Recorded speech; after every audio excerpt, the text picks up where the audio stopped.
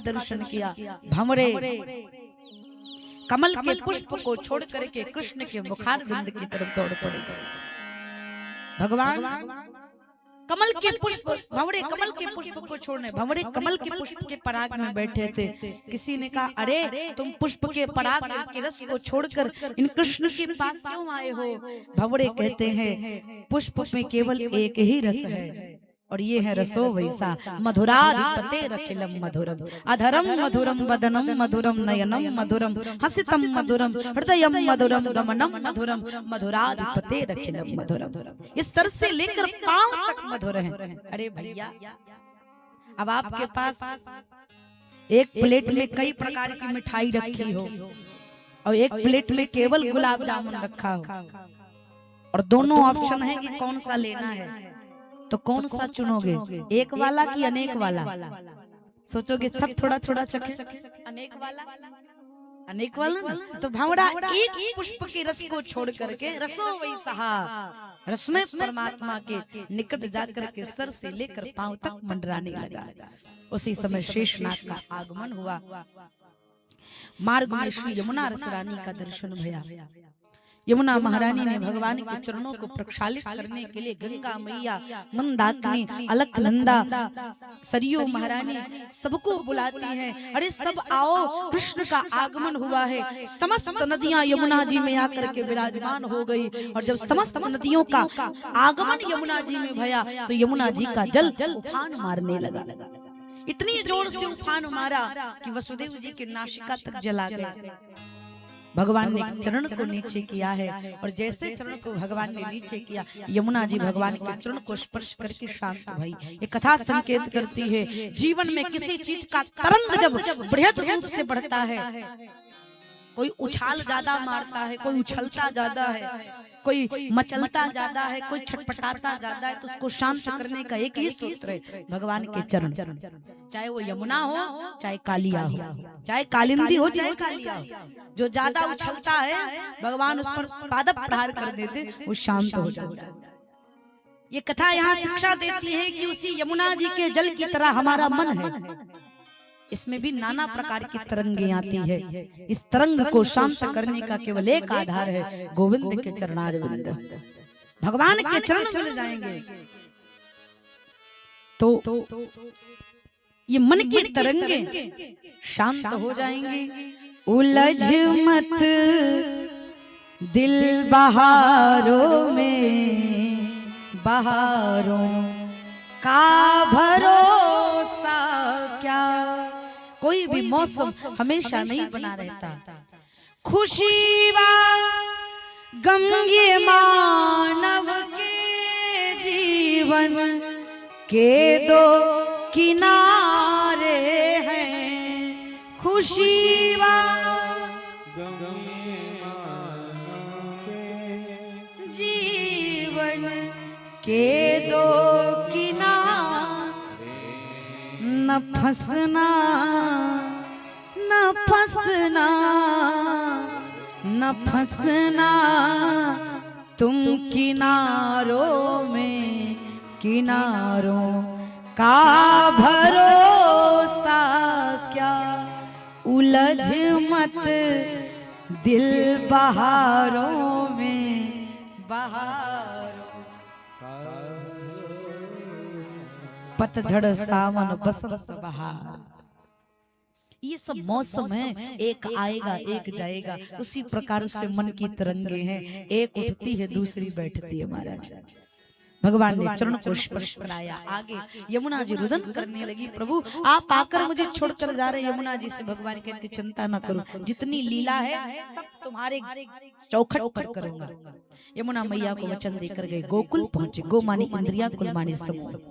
इंद्रियों के समूह के में गोकुल में पहुंचे, जहां पर नंद यशोदा है।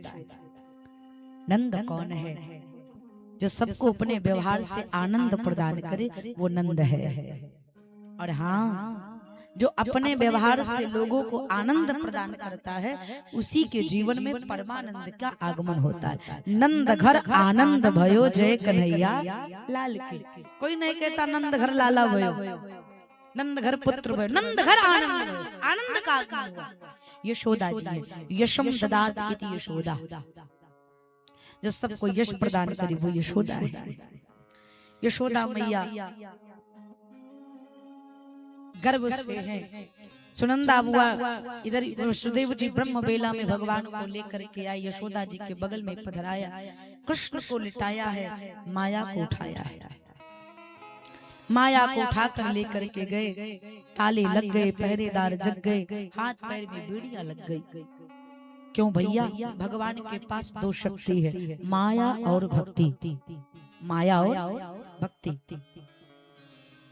हम आप जब भगवान के पास जाते हैं तो केवल माया के लिए जाते हैं, और भगवान भी माया देकर कहते जा बेटा खेल।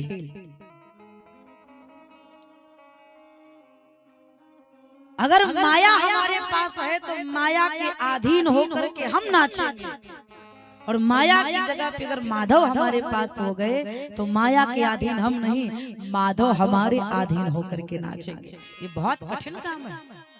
भगवान भी बच्चे को, भक्त को पहला देते, बहला देते, फुसला देते। जैसे जैसे एक छोटा सा उदाहरण, जैसे बच्चा छोटा हो, 3 महीने 6 महीने का बच्चा हो, माँ झाड़ू लगा रही, मम्मी झाड़ू लगा रही, बच्चा पालने में लेटा, अचानक रोना शुरू कर दे, तो मैया पहले पालना झुलाएंगी, अब शांत हो जाए। ये शांत हो जाए, एक बार झुलाकर, 2 बार झुलाकर झाड़ू लगाएंगे कि ये शांत हो जाए तो मैं अपना काम कर लूं। नहीं तो कोई खिलौना दे देंगी हाथ में बगल में कि ले बेटा खेल।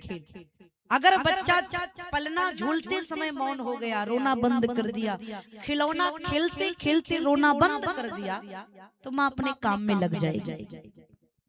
लेकिन वही बच्चा खिलौना फेंक करके हाथ पैर पटक कर फिर से रोने लगे, तो माँ क्या करेगी? इस बार जाएगी, अपने बच्चे को गोद में उठाएगी, एक तरफ टांगेगी और दूसरे हाथ से झाड़ू लगाएगी। क्या करे भाई? करना तो वही है। यही स्वभाव भगवान का है, ठीक यही स्वभाव। जब भक्त भगवान के पास जाता है तो भगवान पहले उसको अपनी माया रूपी खिलौना देता है, जा बेटा खेल। हम आप पा गए, मस्त होकर के खेलने लगे। भगवान कहते ये अपने में मस्त है, इसको हमारी जरूरत नहीं।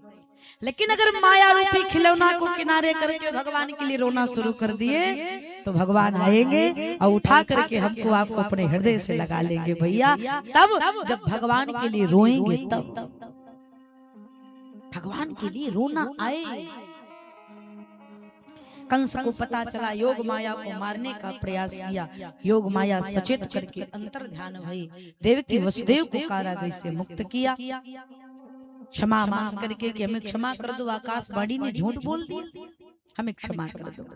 इधर कंस आपातकालीन मीटिंग बुलवाई कि मुझे कल क्या करना है। मेरा काल गया कहाँ? देवकी का लाल गया कहाँ?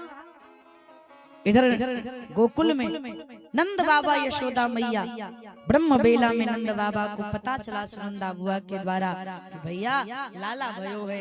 90 वर्ष की अवस्था में नंद बाबा को लाला के होने की प्रसन्नता की सूचना मिली। नंद बाबा के आनंद का ठिकाना नहीं रहा, पूरी गोकुल में दुहाई लगवाई और गोकुल की समस्त गोपियां सुंदर श्रृंगार करके, सज धज करके, सुंदर श्रृंगार करके नंद जी के महल में आ रही हैं। ढोलक नगाड़े नंद जी के आंगन में बज रहे हैं। समस्त